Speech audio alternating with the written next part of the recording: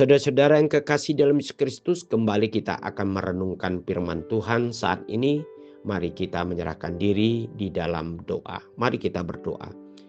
Tuhan Yesus, terima kasih ya Tuhan untuk segala kesempatan dan kebaikan Tuhan yang selalu menyertai hidup kami. Kami akan mendengarkan suara Tuhan. Biarlah Tuhan melalui Roh Kudus memberikan arti makna firman yang kami renungkan saat ini. Dalam nama Tuhan Yesus Kristus kami berdoa. Amin. Firman Tuhan untuk hari ini Jumat 19 September 2025 tertulis dalam Roma 15 ayat 1. Kita yang kuat wajib menanggung kelemahan orang yang tidak kuat. Dan jangan kita mencari kesenangan kita sendiri. Saudara-saudara yang kekasih di dalam Yesus Kristus, ayat hari ini merupakan satu nasihat dari Paulus kepada orang-orang yang percaya di kota Roma. Sebagai orang-orang yang merasakan telah menerima belas kasihan, anugerah dan berkat Tuhan dalam hidupnya melalui keselamatan yang daripada Yesus Kristus, adalah satu kewajiban dia untuk saling menolong dan saling menopang satu dengan yang lainnya, sehingga dari persekutuan orang-orang Kristen itu terlihat, yaitu kehidupan yang harmonis dan terlihat satu kebahagiaan di dalam kasih Yesus Kristus. Nah, inilah yang dikatakan dalam ayat hari ini, satu tip yang diberikan kepada setiap orang percaya, yaitu orang yang kuat wajib menanggung kelemahan orang yang tidak kuat.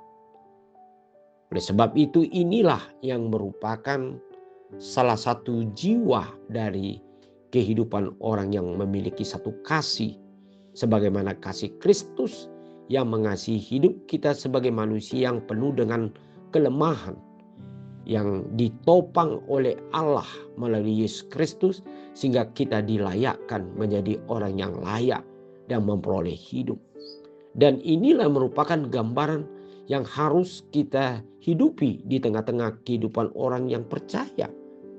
Karena kekuatan yang diberikan oleh Allah di dalam hidup kita, atau keistimewaan atau kelebihan yang diberikan Allah di dalam setiap orang percaya, adalah merupakan cara Allah untuk dijadikan alat berkat atau alat untuk menolong orang-orang yang lemah. Oleh sebab itu, saudara-saudara yang kekasih, marilah kita melihat saudara-saudara kita yang patut kita tolong atau patut untuk kita topang di dalam kehidupannya. Dan janganlah kita mencari hanya untuk kesenangan diri sendiri. Sebab kita tahu apa yang kita miliki tidaklah semuanya milik kita semata-mata, tetapi juga menjadi milik orang lain. Sebab kita hidup, kita diberkati, kita memiliki ini dan itu adalah karena Allah adalah sumber berkat bagi hidup kita. Oleh sebab itu, saudara-saudara yang kekasih, marilah kita saling mengasihi. Mari kita saling menolong, saling menopang, saling mendoakan, dan saling kita memberikan semangat di dalam setiap liku-liku hidup kita. Karena inilah merupakan satu tugas setiap orang percaya, sehingga di dalam persekutuan orang Kristen, baik itu di tengah-tengah keluarga, baik di tengah-tengah hubungan kita dengan orang lain, bahkan di tengah-tengah masyarakat, kita akan menunjukkan kasih Kristus, di mana Kristus telah mengasihi hidup kita, yang telah menolong hidup kita dari dosa kematian menuju kepada suatu kehidupan. Cerminan inilah yang hendak kita hidupi di dalam kehidupan kita, sehingga kita akan semakin orang yang diberkati.